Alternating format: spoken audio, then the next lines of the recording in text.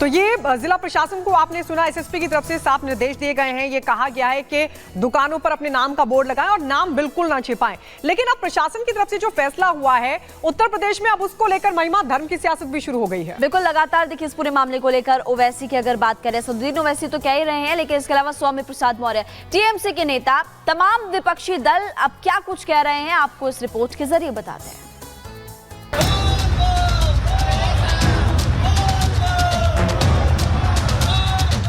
22 जुलाई से यूपी में कांवड़ यात्रा की शुरुआत होने वाली है।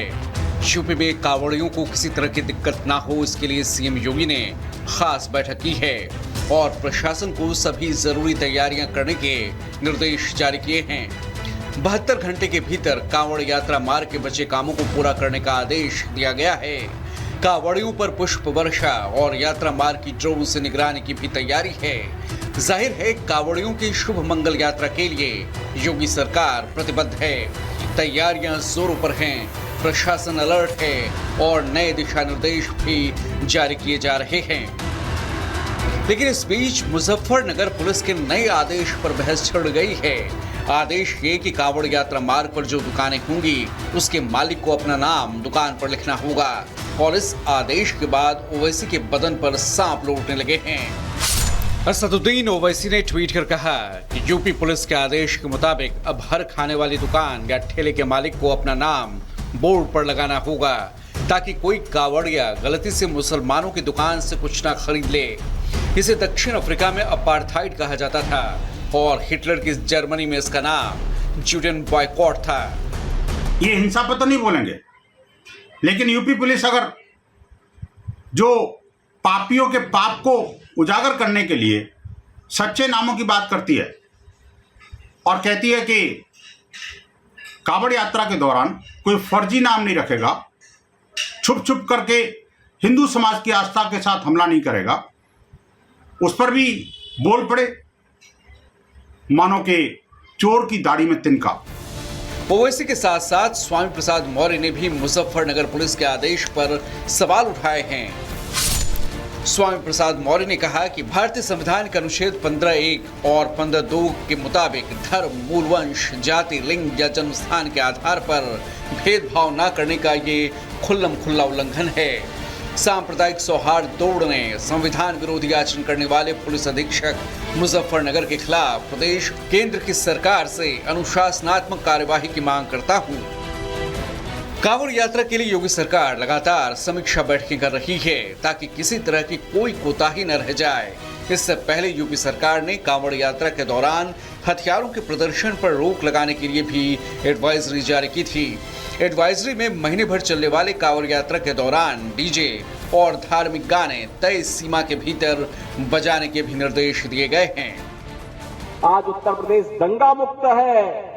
कोई सोचता था उत्तर प्रदेश कर्फ्यू से मुक्त होगा, आज कर्फ्यू से मुक्त भी हुआ है और कांवड़ यात्रा भी धूम धड़ाके से निकल रही है। कांवड़ यात्रा को सुरक्षा देना पुलिस की जिम्मेदारी है, लेकिन पुलिस को ऐसा तुगलकी फरमान जारी करने की जरूरत आखिर क्यों पड़ी? क्या पुलिस को अंदेशा है कि कांवड़ यात्रा के दौरान कुछ गड़बड़ी हो सकती है या बात कुछ और है? Bureau report, Republic Bharat. तो अब देखिए मुजफ्फरनगर प्रशासन की तरफ से फैसला क्या हुआ। मुजफ्फरनगर में दुकानदारों को साफ उन्होंने निर्देश दिए और ये कहा कि नाम ना छिपाएं और दुकानों पर नाम का बोर्ड जरूर लगाएं। लेकिन अब दुकान की पहचान पर घमासान हो गया। ये देखिए असदुद्दीन ओवैसी का स्टेटमेंट सामने आ गया। वो कह रहे हैं कि जो फैसला है वो दक्षिण अफ्रीका के रंगभेद जैसा है।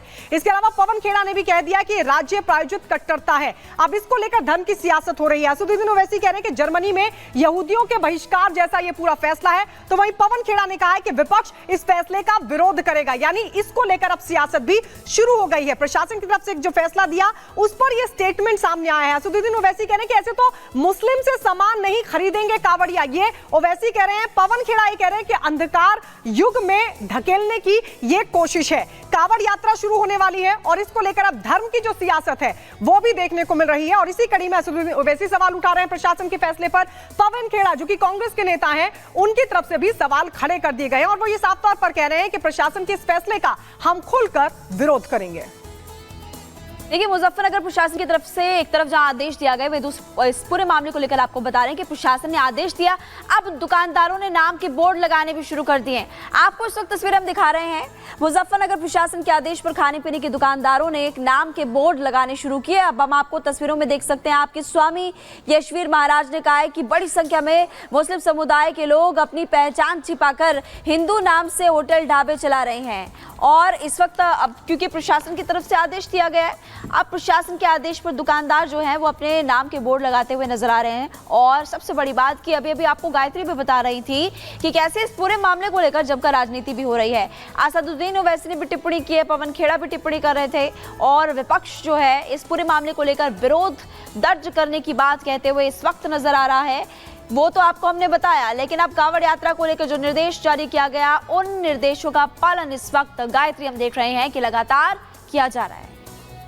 बिल्कुल। और इस बीच आपको ये भी बता दें कि मुख्यमंत्री योगी आदित्यनाथ ने दरअसल कांवड़ यात्रा को लेकर एक बैठक भी की है और उन्होंने साफ तौर पर निर्देश भी महिमा दिए हैं इस यात्रा को। बिल्कुल, उत्तर प्रदेश के मुख्यमंत्री योगी आदित्यनाथ एक्शन मोड में इस वक्त नजर आ रहे हैं। दिखा दें आपको, देखिए आपको लगातार तस्वीरें इस वक्त हम दिखा रहे हैं। मुजफ्फरनगर प्रशासन सख्त है और सबसे बड़ी बात की पहचान जो है वो जरूरी है। मुख्यमंत्री योगी आदित्यनाथ ने निर्देश दिया कि कांवड़ियों पर पुष्प वर्षा की जानी चाहिए, कांवड़ियों को किसी तरह की दिक्कतें नहीं आनी चाहिए। दूसरा आदेश प्रशासन की तरफ से दिया गया, खाने पीने की दुकानों पर आप नाम लिखिए। और मुख्यमंत्री ने जहां मीटिंग ली है वहीं पर यात्रा की ड्रोन से निगरानी की जानी चाहिए। मुख्यमंत्री ने यह भी निर्देश सभी अधिकारियों और को दिया है। कांवड़ मार्ग पर अच्छी लाइटिंग होनी चाहिए, ये बात कहते हुए भी सीएम योगी आदित्यनाथ नजर आए हैं। तो मुख्यमंत्री योगी आदित्यनाथ के निर्देश इस वक्त हम आपको बता रहे हैं और सीएम योगी आदित्यनाथ ने कांवड़ यात्रा को लेकर अधिकारियों के साथ मीटिंग की है और सभी सख्त आदेश उनकी तरफ से जारी किए गए।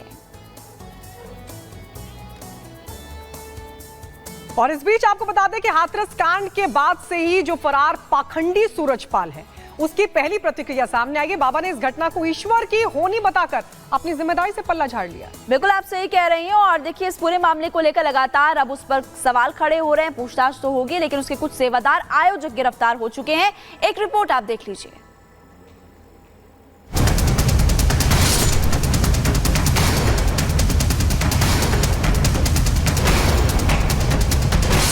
हाथरस में 2 जुलाई को मची भगदड़ में 120 से ज्यादा जाने गई। किसी ने अपना पति खोया तो किसी ने अपना बेटा। भगदड़ में कई बच्चे अपनी मां से हमेशा के लिए बिछड़ गए। ये सब कुछ हुआ पाखंडी सूरजपाल के सत्संग में जाने से। लेकिन इतनी बड़ी घटना के बावजूद पाखंडी सूरजपाल वहां से अपने भक्तों को तड़पता छोड़कर फरार हो गया। पुलिस ने उसके आश्रमों में कई दिनों तक पड़ताल की, लेकिन उसका कोई सुराग नहीं लगा। लेकिन अब इस दर्दनाक घटना पर पाखंडी सूरजपाल की पहली प्रतिक्रिया सामने आई है। पाखंडी ने इस घटना पर अपनी जिम्मेदारियों से पल्ला झाड़ लिया। यही नहीं, पाखंडी सूरजपाल ने इस हादसे पर गजब का दार्शनिक ज्ञान दिया है। जरा सुनिए। होनी को कौन टाल सकता है? जो आया है उसे एक दिन तो जाना ही है।